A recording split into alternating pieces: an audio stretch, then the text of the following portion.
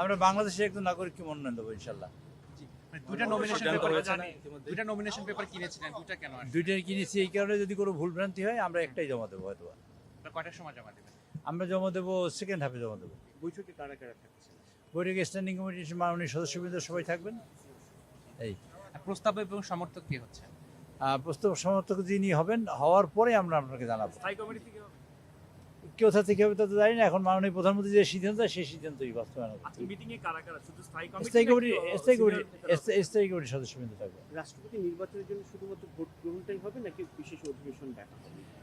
রাষ্ট্রপতি এখানে কোনো ভোট মানে অধিবেশন ডাকা হবে না, এখানে একটা বৈঠক ডাকবেন, ইলেকশন কমিশন ডাকবেন। সেটা ইলেকশন কমিশন অলরেডি বৈঠক ডেকেছে গতকালকে। এই বৈঠকে সিদ্ধান্ত হবে কাকে নমিনেশন দেওয়া হচ্ছে? ওই ইলেকশন কমিশনের বৈঠকের দিন, মানে বৈঠক মানে ভোটের জন্য দাওয়াত করে। পিএম এর সঙ্গে যে আজকে পিএম এর সাথে বা এইচপিএম এর সাথে বৈঠকে আজকে সিদ্ধান্ত হবে কাকে নমিনেশন দেওয়া হবে এবং কারা কারা মনোনয়নপত্র স্বাক্ষর করবে ইত্যাদি সব। এখান থেকে কি নমিনেশন ইনশাল্লাহ এইখান থেকে রওনা দেবো ইনশাল্লাহ। যাওয়ার আগে আমাদের সাথে কথা বলে যায়নি? যাওয়ার আগে কথা বলতে পারবো কিনা সে ব্যাপারে কমিটমেন্ট করবেন না। নামটা আপনাদের জানবেন, তখনই জানিয়ে দেবেন ইনশাল্লাহ। তখনই আচ্ছা, তখন যদি এটা ঘোষণা হয় তাহলে আমরা বলে দেবো।